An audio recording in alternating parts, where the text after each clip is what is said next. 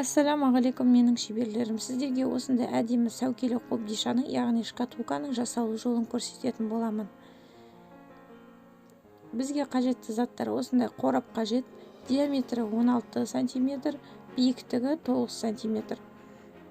Фетр қажет, поролон 1 см поролон қажет, стразалар қажет, және 2 двухсторонний скотч, үкі, қайшы, клей, циркуль және картон, жіп қажет. Және де осындай ақ қағаз, сурет салуға арналған осындай қатты ақ қағаз қажет. Сыртында акварели, бумага для акварели деп тұрады. Осындай қағаз аламыз. Және де бізге осындай велюр мата қажет, созылмалы. Ең бірінші біз сәукелеміздің, қобдишамыздың астыңғы бөлігін жасайтын боламыз. Міне велюр матамызға осылай етіп бірінші астынан бастаймыз, сызып алып,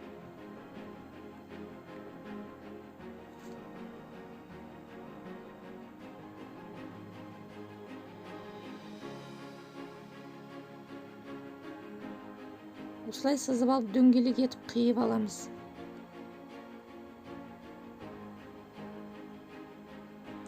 Қиған кезде міндетті түрде артығымен 1 см, 2 см артық етіп қиыңыздар, көрдіңіздер ғой. Енді осы матамызды, велюр матамызды картон қорабымызға астыңғы бөлігіне осылай жабыстыратын боламыз.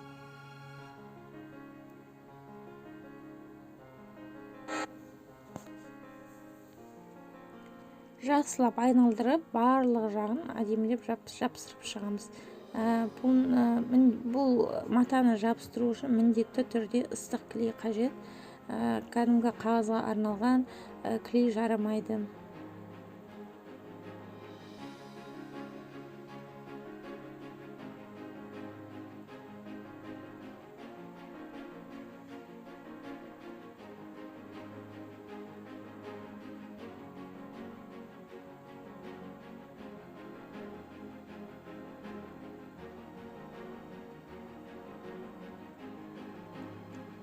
Міне астыңғы бөлігін жабыстырып болдық. Енді жағына мата жабыстыруымыз керек. Көрдіңіздер, осылай өлшеп аламыз.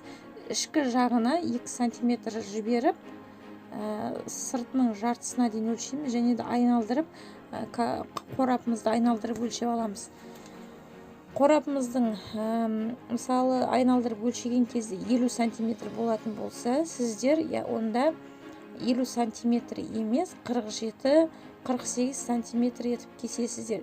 Өйткені бұл мата созылмалы, дәлме-дәл кеспеу керек. Мата тартылып тұру керек қобдишаға тіккен кезде. Қазір көресіздер оны жұмыс барысында.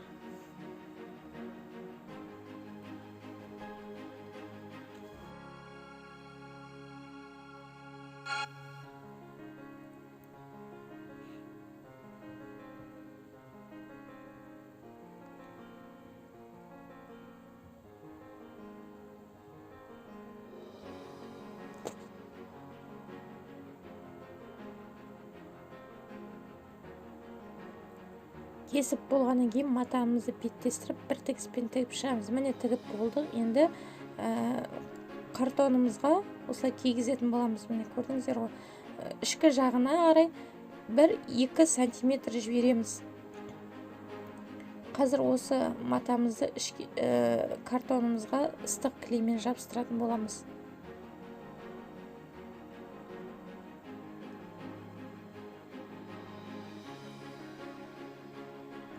Міне көрдіңіздер ғой, ішкі бөлігіне 2 см-дей жібердік артығынан. Шетінен бастап ыстық клейді жабыстырамыз. Осылай жабыстырып аламыз. Айналдырып, түгел жабыстырып шығатын боламыз.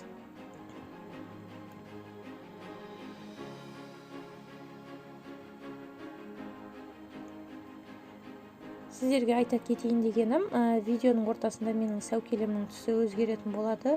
Себебі менің 1 сағат түсірген видеомның барлығы өшіп қалды. Қайтадан басқа түстен жасауға тура келді сәукелемді. Сондықтан түс маңызды емес деп ойлаймын. Ең бастысы жасалу жолы түсініп алсаңыздар болды деп ойлаймын мен.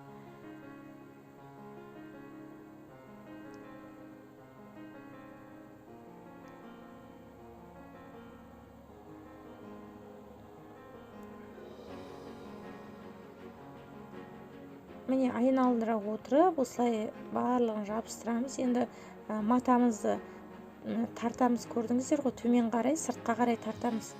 Сол кезде ішінде мата мүлдем жиырылмай тұру керек. Тартып, енді сол тартылған жағын осылай сырт жағына кірететін боламыз.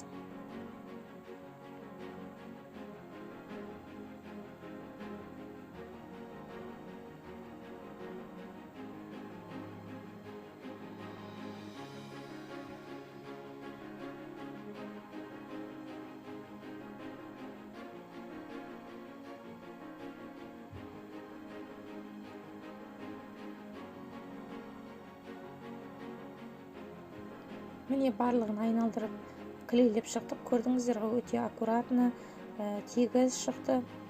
Енді ішкі жағын біз жабуымыз керек. Оны дөңгелек етіп, осындай картонды кесіп аламыз алдымен.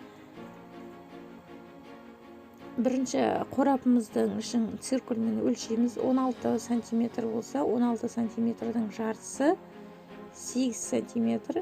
8 сантиметр өлшеп алып, дөңгелек кесетін боламыз. Дөңгелек қиып аламыз.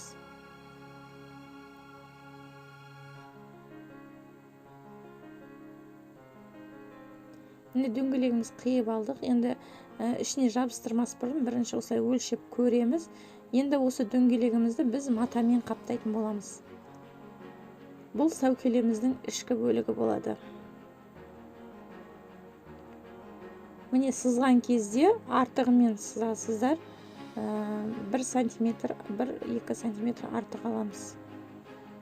Қазір осы матамызды дөңгелек картонымызға жабыстыратын боламыз.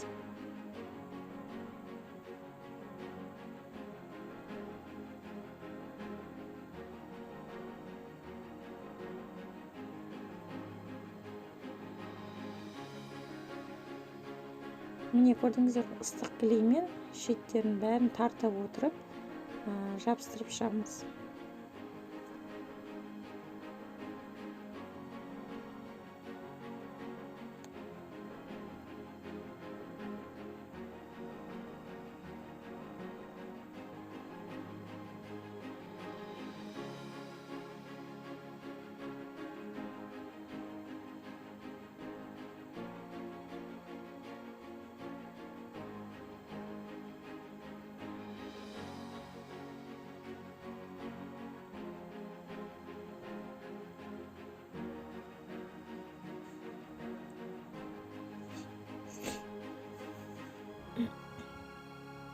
Міне жабыстырып болдық. Енді осы картонымызды дөңгелек қорабымыздың ішіне жабыстырамыз. Клейді бәрі шетінен бастап қалың етіп осылай жабып шығамыз.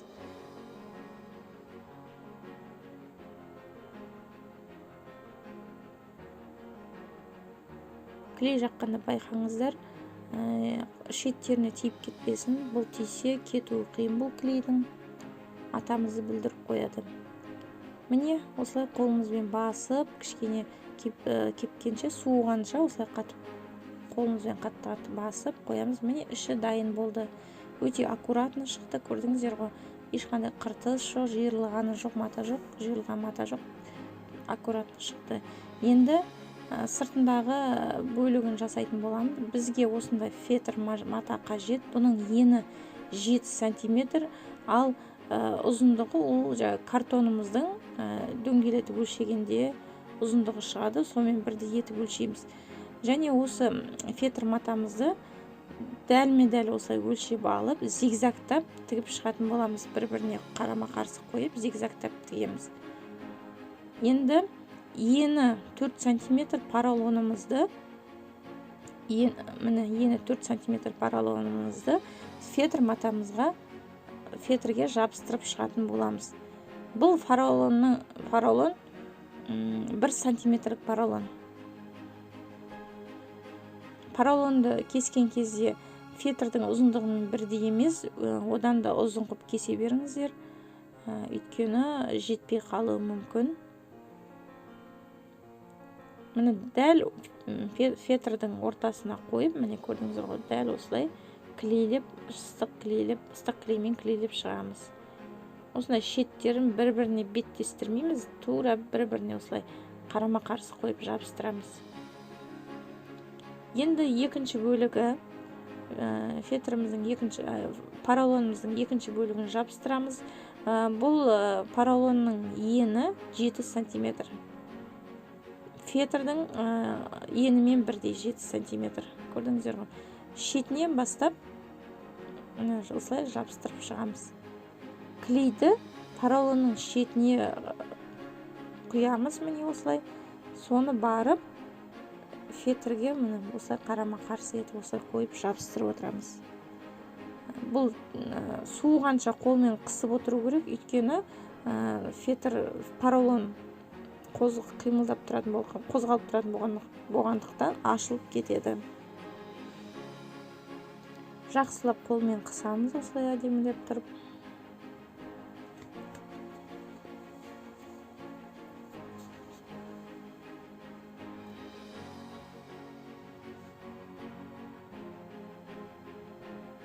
Бұл сәукелені жасау үшін бізге ыстық клей көп қажет, сондықтан 5-6 штук ыстық клей артығымен алып қойыңыздар. Үстіңгі осы 7 сантиметр поролонды да артық етіп, ұзындығын артық етіп қиямыз.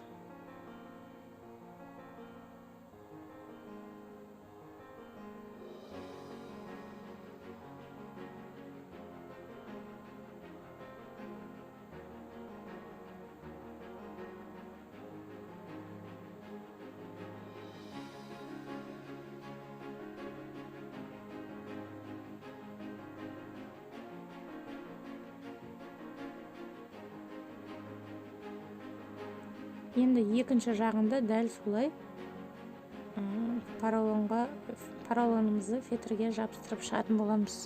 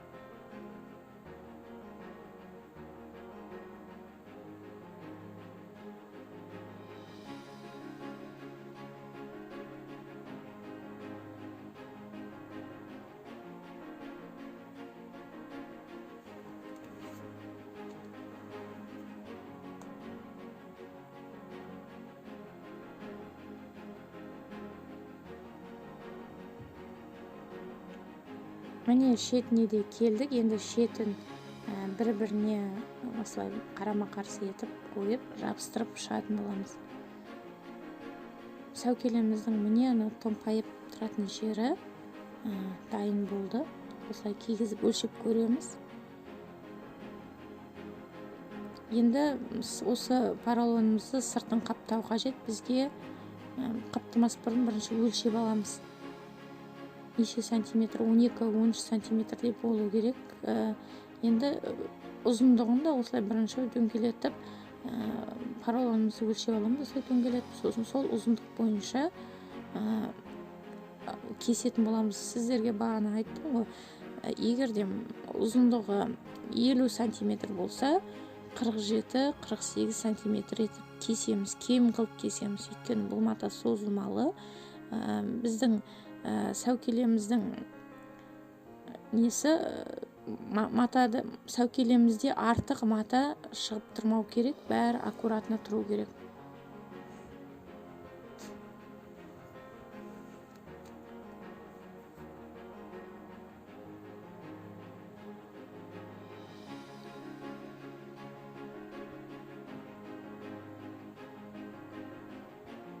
ұзындығын дәлме-дәл алатын болсаңыздар, маталарыңыз артық болып тұрады, созылып салбырап кетеді. Сондықтан кем қылып аламыз. Қиған кезде ұзындығын созылмалы жақтан қиямыз, соны ескеріңіздер.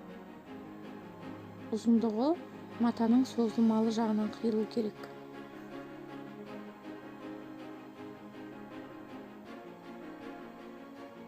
Міне осылай кесіп алдық.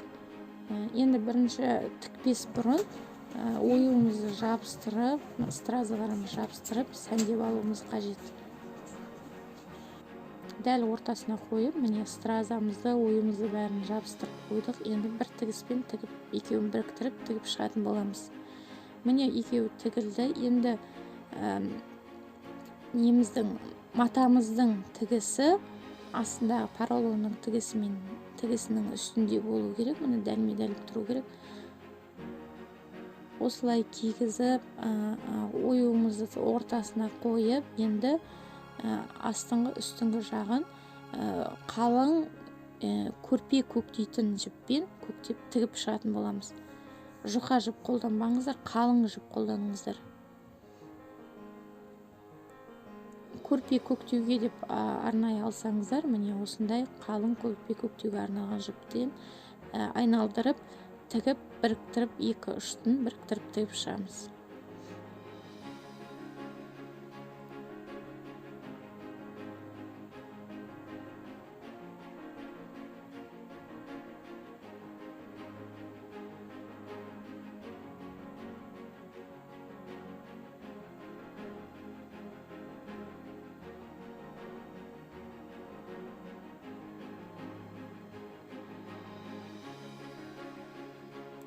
Міне тігіп болдық, көрдіңіздер, осылай тігіп болдық. Енді осы дайын болған бұйымымызды енді картонымызға, осы қорапымызға аккуратно етіп осылай кигізіп шығамыз.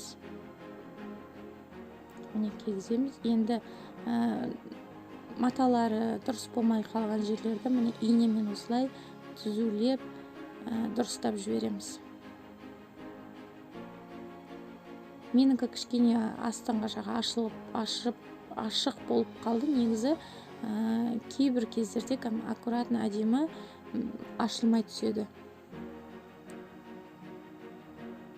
Ол ашылған жерлер ешқандай проблема емес. Оны аздап осылай клеймен жабыстырып, үстіне арқа немесе страза жабыстырып тастаймыз. Жемчугтар болады, метражный.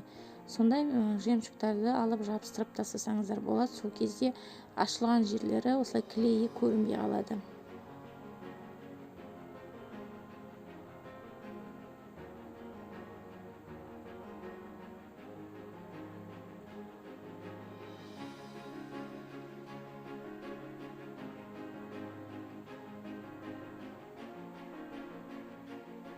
Негізі фетріңіз аздап үлкендеу болса, осылай ашылып қалады. Сондықтан фетр дәлме-дәл болу керек. Артық немесе кем болмау керек. Тура қорапымыздың өлшемімен, айналымдық өлшемімен бірдей алсаңыздар, ешқандай ашылмай әдемі түсетін болады.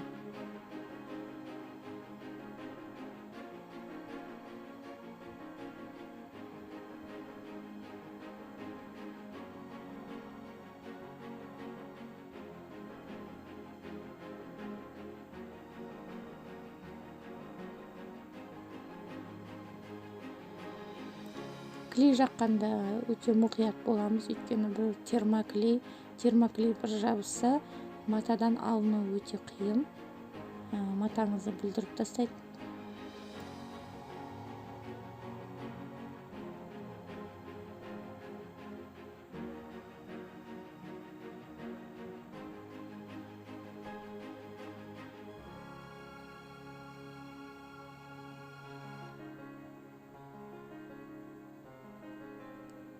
Міне осылай клейлеп қойдық. Енді жоғарғы жағы да кішкене ашық болып қалды.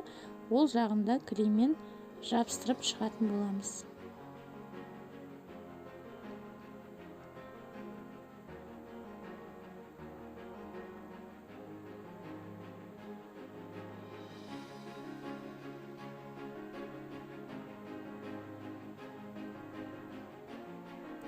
клейді қатты көп қолданбаймыз, аз жұқа етіп жағатын боламыз. Көп қолдансаңыздар, осылай басқан кезде клейіміз сыртқа шығып көрініп қалады.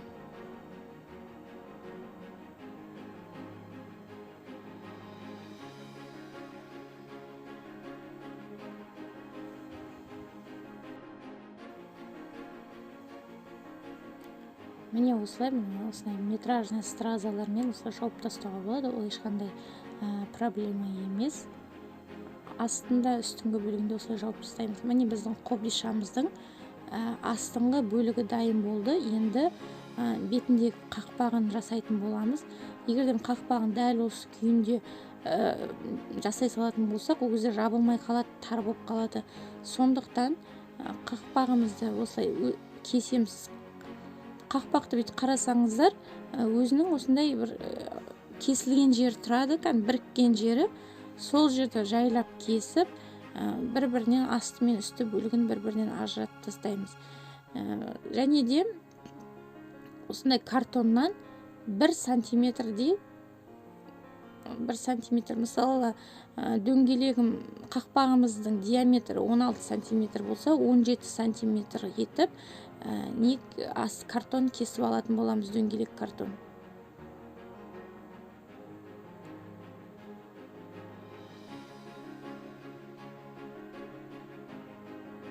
Бір сантиметрдей ғана артық аламыз. Міне диаметрі 17 сантиметр қылып, егерде сіздің картоныңыз мүмкін 20 сантиметр болса, 21 сантиметр етіп кесіп аласыз, өзіңіздің картоныңыздың өлшеміне қарай.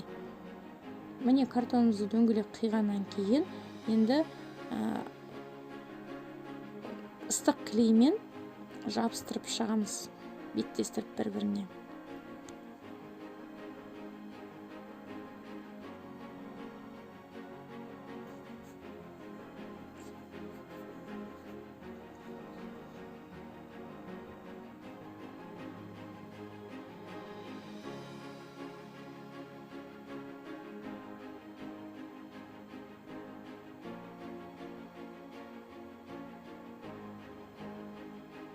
Міне дәл центрына, көрдіңіз, ортасына барлық шеті бірдей болу керек, ортасына жабыстырып, енді екінші бөлігін соның үстіне жабыстырамыз.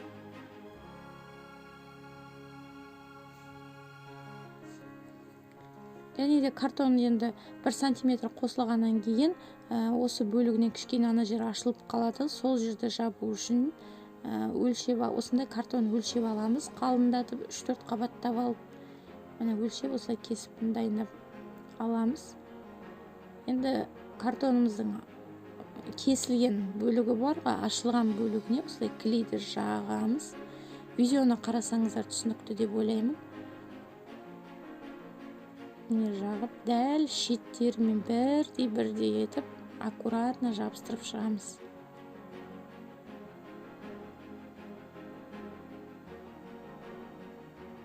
Міне, аккуратно осылай жабыстырып шығатын боламыз. Сыртқа шығып, артық болып тұрған жерлерін қайшымен кесіп тастаймыз.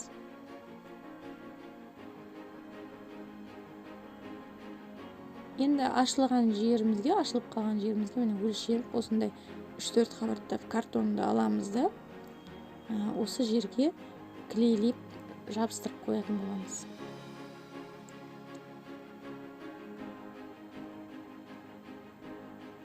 Клейлеп осылай жабыстыратын боламыз, және де клейді жақсылап ішінен сыртынан тағы да клейлеп шығатын боламыз.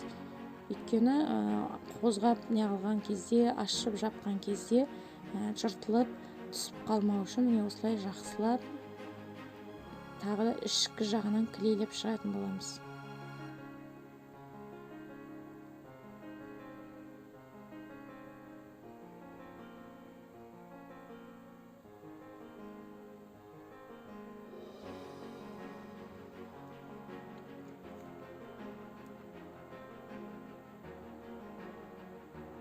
Міне біздің қобдишамыздың қақпағының дайын болды. Енді осы қақпағымызды біз матамен қаптайтын боламыз.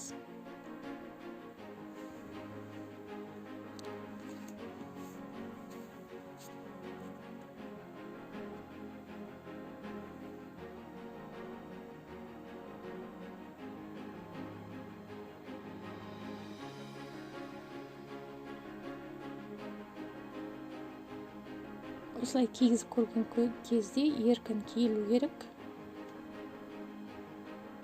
Енді қақпағымызды өлшеп аламыз. Міне ішкі жағына 2 сантиметр жіберіп, сосын дөңгелетіп өлшейміз. Алдыңғы айтқандай дөңгелетіп өлшеген кезде кем аламыз, яғни 50 сантиметр болса 47-48 сантиметр қылып аламыз. Матаны кескен кезде ұзындығы міндетті түрде созылатын жағымен кесу керек. Міне кесіп дайындап, бір тігіспен тігіп алдық. Енді осы матамызды осы қақпаққа осылай кигізетін боламыз.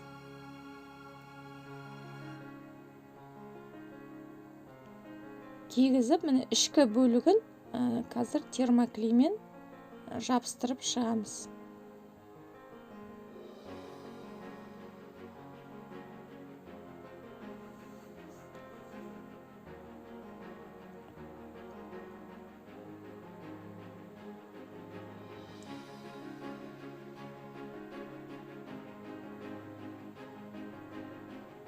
Шетінен бастап жақсылап жабыстырып шығамыз.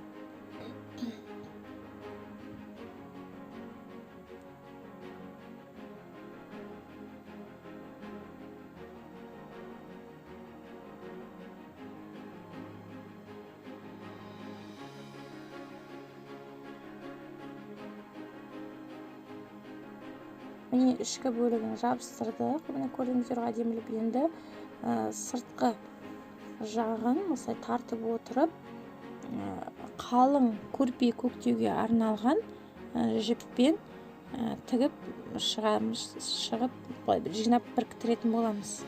Дорба ұқсатып, аузын біріктіретін боламыз.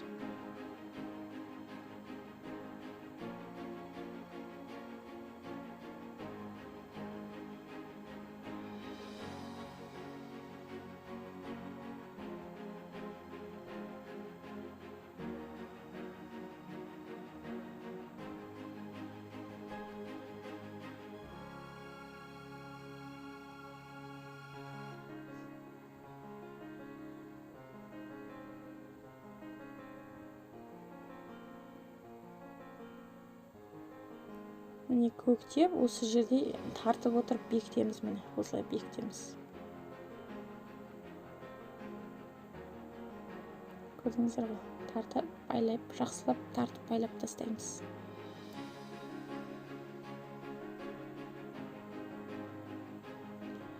Міне байлап болдық. Алдыңғы видеода алдында сізге айтқан болатынмын. Менің сәукелерімнің түсі өзгереді, оның себебін де айттым. Енді біз ішкі жағын жабуымыз керек. Осы қақпақтың оны да өлшеп аламыз. Диаметрі 17 сантиметр болса, яғни 8-де 5 қылып осындай дөңгелек қиямыз. 8-де 5 етіп линейкаға өлшеп дөңгелек қиып алатын боламыз.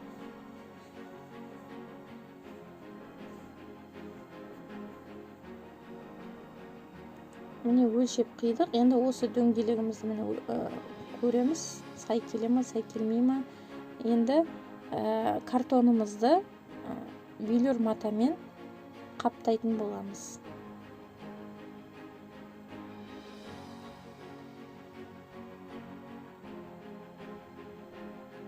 Қиған кезде міндетті түрде артығымен 1 сантиметрдей артық етіп кесеміз.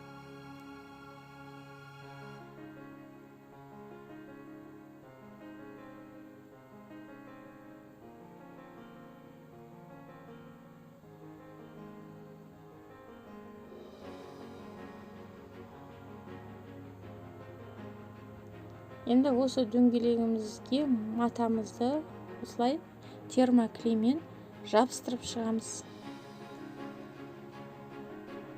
Бірінші осылай 4 жағынан жабыстырып аламыз, сосын барып қалған бөліктерін жабыстырамыз.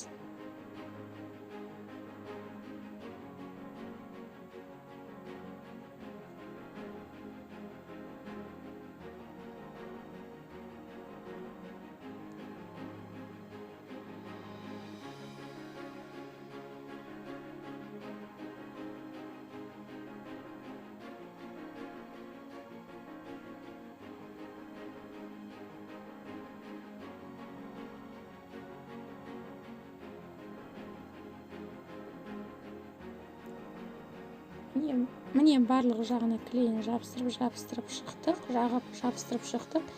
Енді осы дөңгелегімізді қақпағымыздың ішкі бөлігіне жабыстыратын боламыз.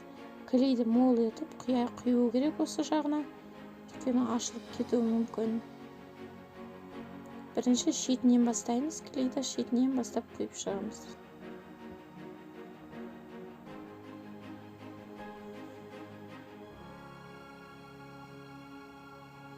Қолымызбен жақсылап басамыз. Клейіміз қатқанша, жабысып қалғанша осылай жақсылап басып жабыстырамыз.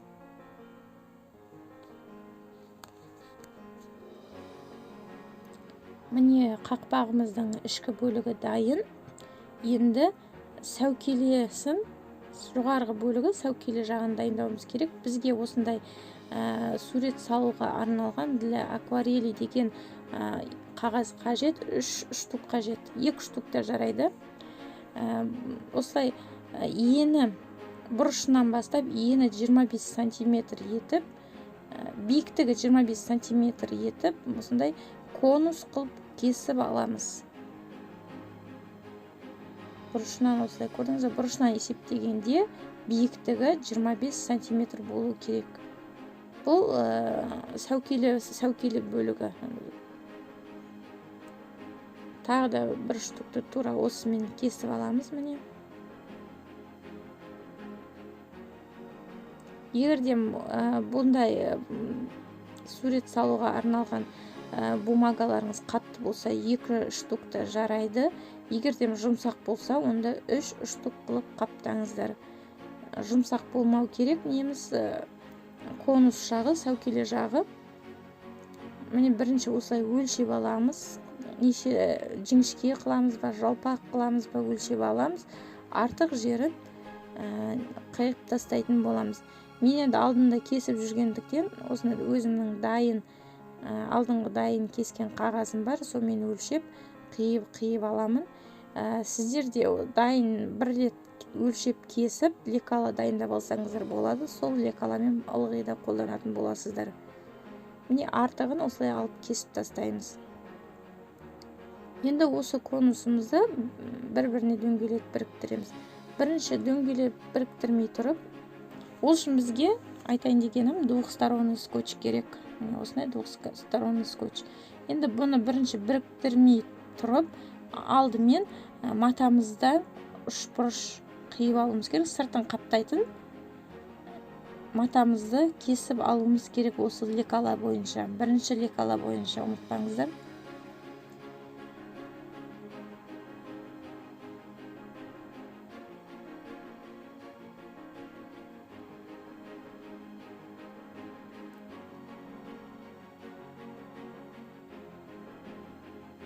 Міне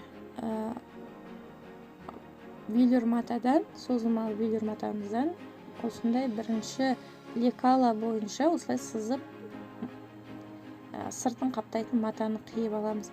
Сызып алғаннан кейін 1-2 сантиметр артығынан қиямыз. Астынан, үстінен, жанынан артығымен қию қажет.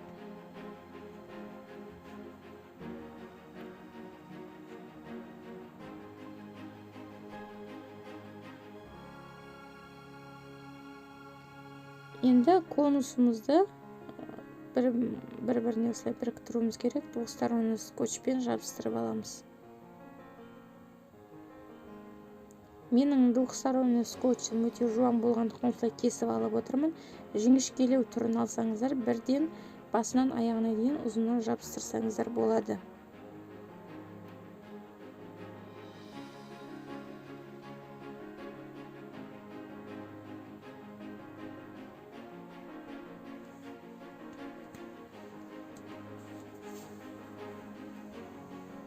Енді скотчтың қағазын алып тастаймыз.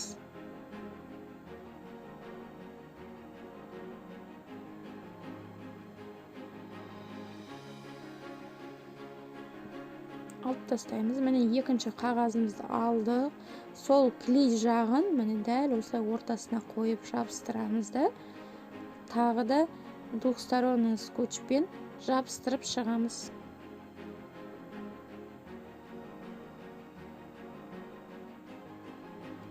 алдында айтқандай, егерде осындай сурет салуға арналған қағазыңыз қатты болса, екі штук жарайды, осылай екі орасаңыздар жарайды. Егерде жұқа болса, онда 3 қабаттаңыздар. Менің енді аздап жұқалау, сондықтан мен қазір 3 қабаттайтын боламын.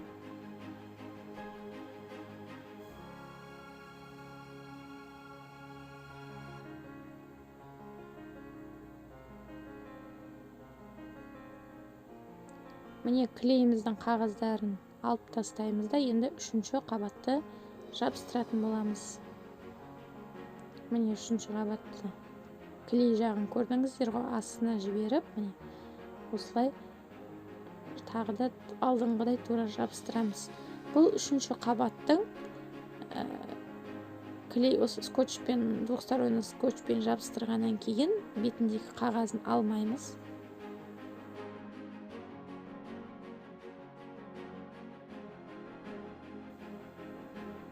Міне 3-ші қабатында осылай жабыстырып шықтым. Енді біз матамызды тігуіміз керек. Оны тікпес бұрын бірінші оюларын қойып, бірінші жабыстырып алуымыз керек. Стразаларымызды, оюларымызды бірінші осылай жабыстырып алуымыз қажет. Содан соң барып, матамызды осылай бір тігіспен бір-біріне беттестіріп тігіп шығамыз. Тігіп болған соң осылай оңға қарай аудартып, міне осылай кигізіп әдемілеп, енді ішке қарай артық бөлігін осылай ішке қарай ыстық клеймен клейлеп тастаймыз. Тартып отырып клейлейміз.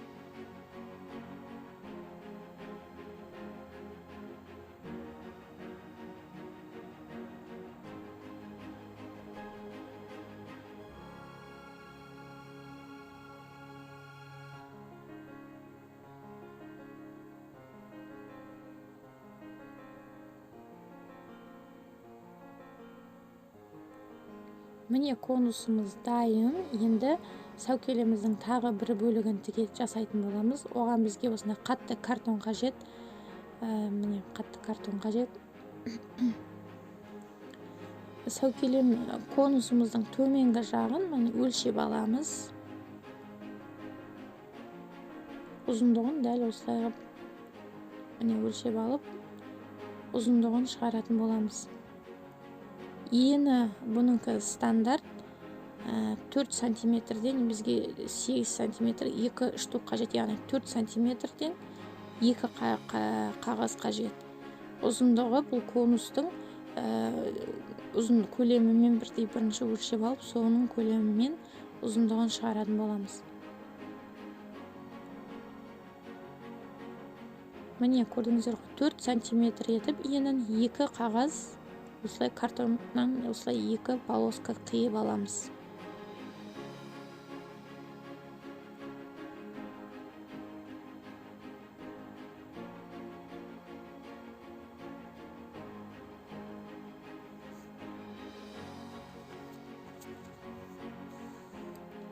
Енді осы қиып алған 2 полоскамызды двухсторонний скотчымызбен бір-біріне беттестіріп жабыстырып шығамыз. Бұған ешқандай клей, ыстық клей қолданбаңыздар, тек қана двухсторонний скотчпен жабыстырыңыздар. Клей қолдансаңыздар, қазір бүйтіп айналдырған кезде ол клей ажырап кететін болады, шығып кетеді, жабысқаны ажырап кетеді. Сондықтан осындай двухсторонний скотчпен бір-біріне беттестіріп жабыстырып шығамыз.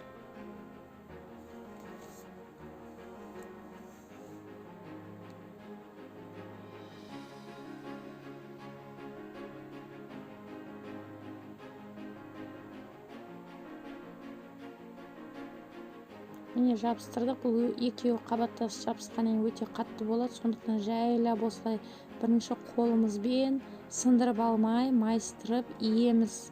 Картонымызда өте қатты болады 2 қабат болғаннан кейін. Міне осылай иіп алып, тағы бір өлшеп аламыз. Енді кәдімгі қырғыз ұлтының айыр қалпағы сияқты бөлігі ғой, сол жерді міне осылай үшбұрыш етіп бұрышын кесіп тастаймыз.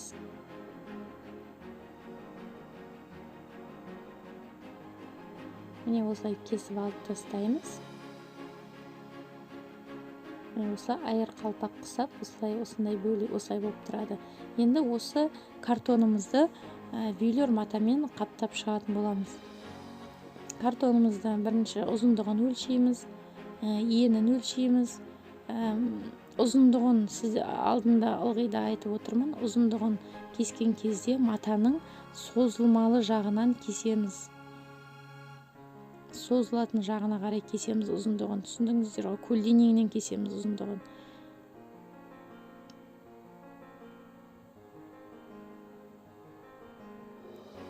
Міне кесіп, осылай бір-біріне беттестіріп, қазір тігіп шығатын боламыз, және бұрыштарын да шығарамыз.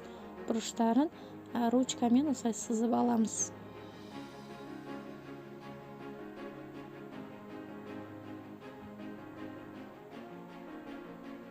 Және ортасынан 6-7 сантиметр тесік қалдырып кетеміз.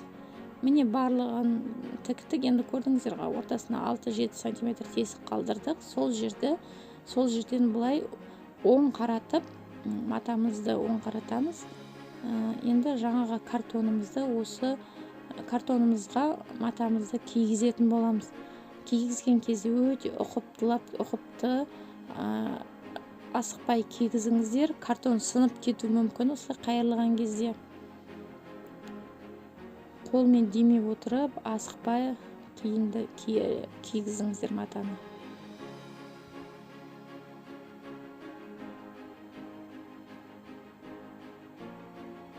Кішкене қиындау. Менде де болған талай картоным сынып кеткен кездері. Картон сынбау керек.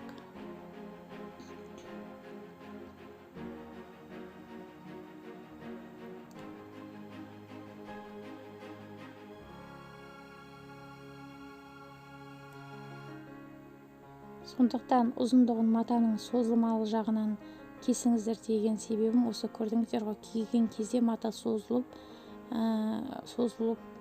киюге ыңғайлы болады, кигізуге, қаптауға. Міне бұрыштарын бәрін жақсылап келтіріп, енді ашық жерді термоклеймен білдірмей ішке қаратып клейлеп тастайтын боламыз.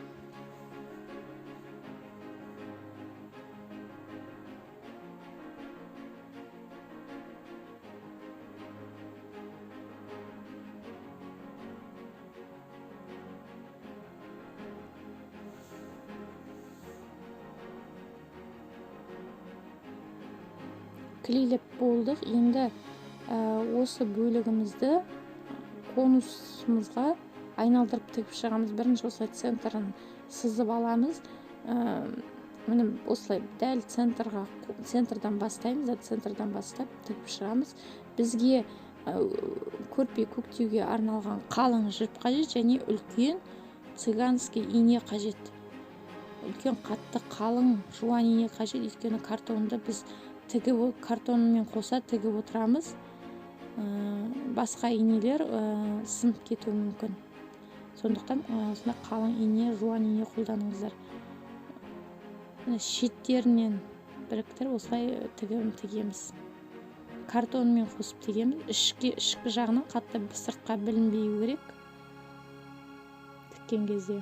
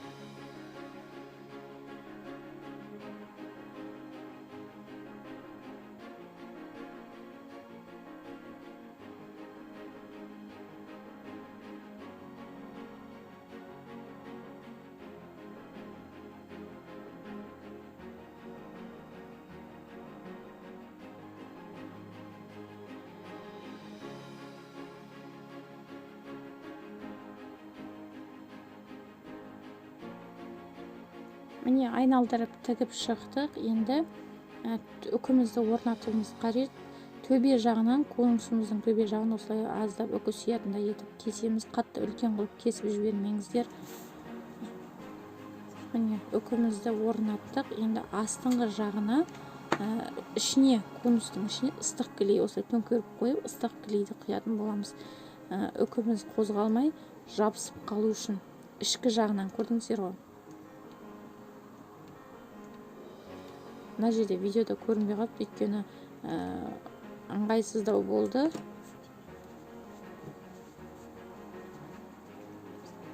Ішіне оны ыстық клейді құйып тастадым.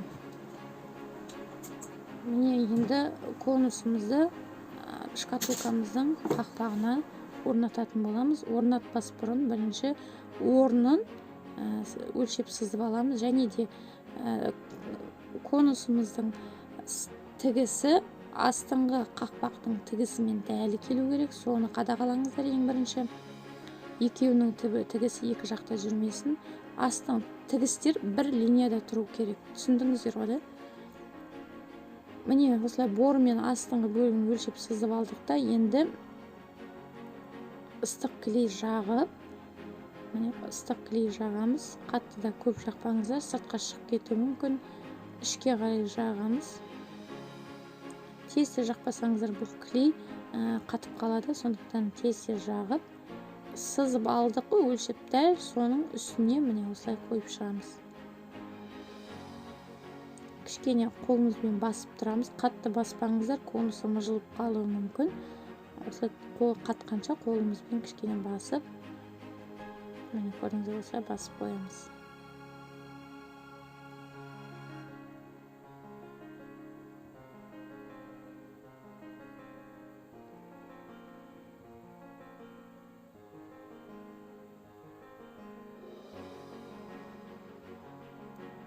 Міне қобдишамыздың үстіңгі бөлігі қақпағы дайын болды. Енді осы қақпағымызды осындай стразалармен сәндеп шығамыз. Өздеріңіздің фантазияларыңызға қарай әр түрлі затпен сәндесеңіздер болады. Неше түрлі гүлдер, неше түрлі моншақтар жабыстырып сәндесеңіздер болады.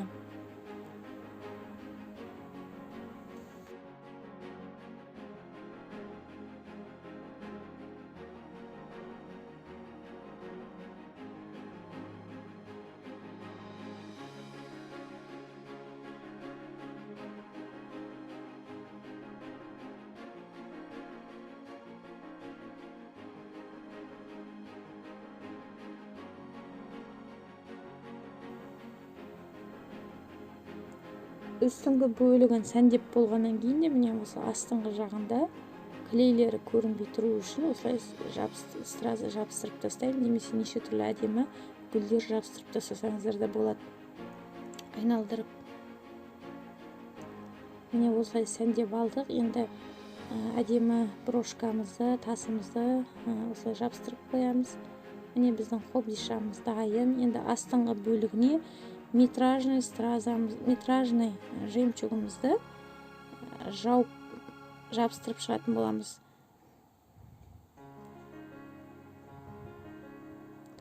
Бұл жерге арқан түрлері де болады. Жіңішке өте арқан, кант деп аталынады. Сол кантты да жабыстырсаңыз болады.